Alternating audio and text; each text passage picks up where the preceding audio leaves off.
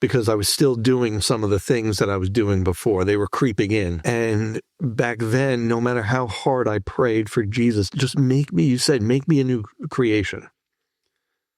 But I didn't realize that you needed to do that every day, to crucify yourself every day with him. And on the days that I didn't, I could tell because there was stuff that would creep in, stuff that I would do, be angry, look at pornography, look at people lustfully, curse somebody out, want to fight somebody.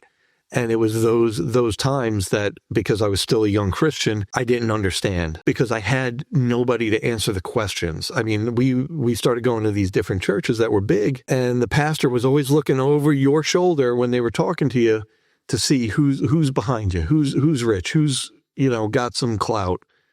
And then they would walk away from you. And I couldn't get any answers. And that was the problem. Because I couldn't get any answers, where am I going? How am I going to grow?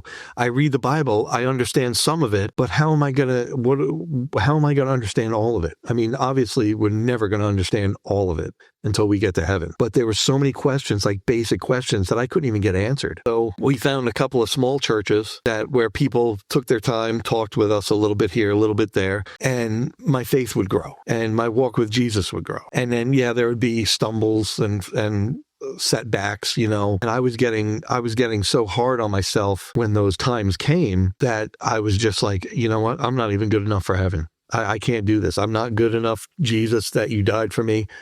And it would just throw me into a depression because I made a mistake. And the way I understood it was, I'm not supposed to be this way.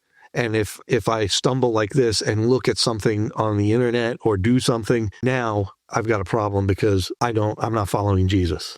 And now that's what held me back for a very long time.